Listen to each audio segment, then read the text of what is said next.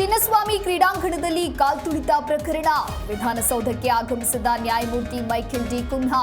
ಸಿದ್ದರಾಮಯ್ಯಗೆ ನ್ಯಾಯಾಂಗ ತನಿಖೆ ವರದಿ ಸಲ್ಲಿಕೆ.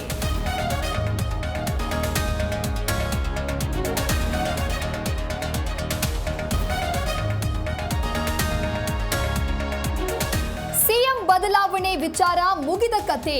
ಸೆಪ್ಟೆಂಬರ್ನಲ್ಲಿ ಯಾವ ಕ್ರಾಂತಿಯೂ ಇಲ್ಲ, ಶಾಂತಿ ಅಷ್ಟೇ. ಮೈಸೂರಿನಲ್ಲಿ ಸಚಿವೆ ಲಕ್ಷ್ಮೀ ಹೆಬ್ಬಾಳ್ಕರ್ ಹೇಳಿಕೆ.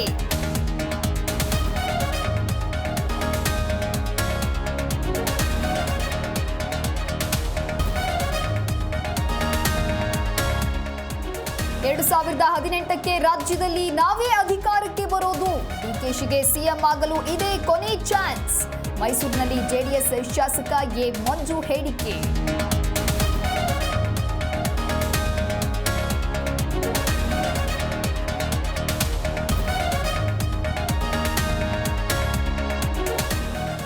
ಮಲ್ಲಿಕಾರ್ಜುನ್ ಖರ್ಗೆ ಕೊಟ್ಟ ದೀಕ್ಷೆ ಸ್ವೀಕರಿಸಿದ್ದೇನೆ. ಯಾವುದೇ ವಿಚಾರಕ್ಕೂ ನಾನು ಪ್ರತಿಕ್ರಿಯಿಸಲ್ಲ. 5 ವರ್ಷ ಸಿಎಂ ಹೇಳಿಕೆಗೆ ಡಿಕೆಶಿ ನೋ ಕಮೆಂಟ್ಸ್.